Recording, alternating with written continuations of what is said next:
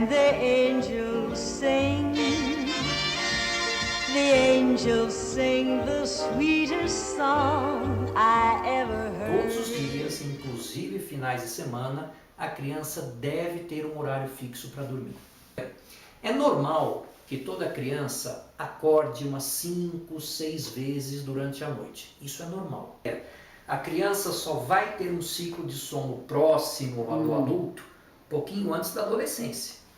Problemas no sono existem em grande parte das crianças, mas se nós não corrigirmos o mais cedo possível, esses problemas cada vez mais vão ficando difíceis de serem corrigidos. Então, criança chamou à noite, criança chorou, vá até ela, ou então, se você conseguir ainda, fale do seu quarto que está tudo bem, que ela volte a dormir, não a retire da cama e principalmente não a coloque na sua cama, né? Já acostumando desde cedo a criança a dormir na sua própria cama para ela aprender, porque na verdade o sono é um aprendizado. Você não precisa se preocupar em geral quando o recém-nascido amamentado só ao peito fica 5, 6, 7 dias sem fazer cocô. Se a criança toma só o leite de peito, por exemplo, muitas vezes ela absorve tão bem aquele conteúdo do leite que sobra muito pouco para ela poder eliminar. Então, muitas vezes, o fato de ela fazer cocô cada 1, 2, 3 dias, ou eventualmente a cada 5, 6, 7 dias, nem sempre é algo anormal. O que a gente sabe hoje em dia é que a maior parte das diarreias que acontecem nas crianças é causada por vírus, não por bactérias. Então, virose também acabou sendo um sinônimo de diarreia, muitas vezes, né? Aí, doutor outro falou que estava com uma virose, né? Aí você sempre tem que perguntar, mas que virose foi essa, né? Virose respiratória ou virose intestinal, né? Então, de uma vez por todas, para a gente desmitificar essa história de virose é uma coisa ou muito leve, ou na verdade, muitas vezes o que se fala até, o médico não sabia o que tem e falou que é virose, então vamos colocar da maneira mais clara. Virose é toda infecção causada por vírus, né? Não existe uma doença chamada virose, não é isso, né? É isso que a gente precisa diferenciar. Então, um resfriado pode ser uma virose, às vezes até uma infecção de garganta, uma infecção de ouvido, que muitas vezes são causadas por vírus, podem ser viroses. E a diarreia também. O sol, gente, ele é muito importante em todas as épocas do ano.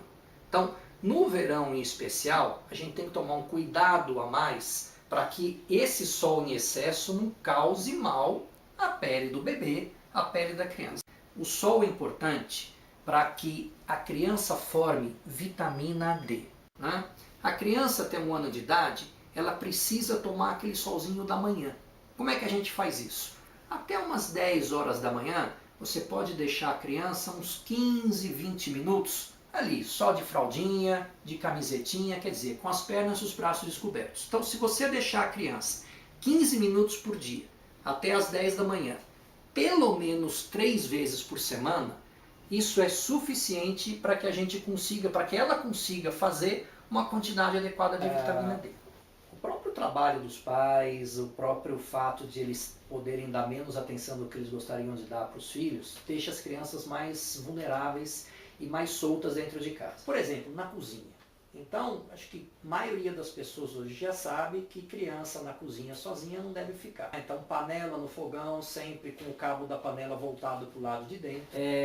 Nós temos muitas tomadas pela casa inteira, inclusive na cozinha. Então, hoje em dia já existem aqueles protetores de tomada, mesmo para as tomadas com o novo padrão brasileiro, que impede que a criança enfie o dedinho na tomada e possa levar um choque elétrico. Então, uma regra básica é nunca deixar acesso para a criança fácil, né? Quer dizer, deixar cadeiras, bancos, camas perto de janela e sempre que possível colocar grade ou colocar rede de proteção, né? Isso é bom em crianças de qualquer idade, eles não têm noção do risco que eles correm, quer dizer, eles se debruçam e a queda pode ser...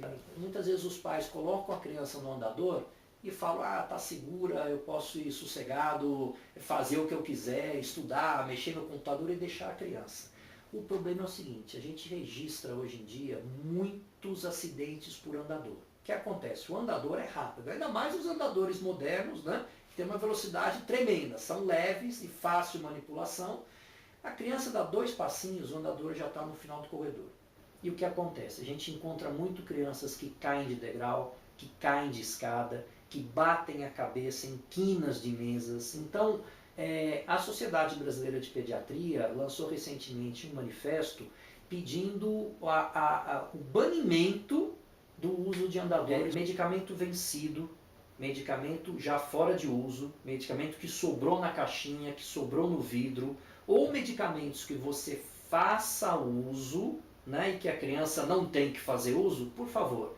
Ou eles devem ser, se estiverem vencidos ou fora de uso, descartados adequadamente, ou se você fizer uso, seja em você ou na própria criança, por favor, guardem em local adequado, totalmente fora do alcance das crianças. A casa da gente é um dos lugares onde mais acontecem acidentes com as crianças. Então não pensem que os acidentes acontecem fora. Não, os acidentes acontecem dentro de casa e nós temos que estar o tempo inteiro atentos para evitar que as crianças se machuquem dentro de casa. Vamos pensar nisso, gente. The angels sing the sweetest song I ever heard.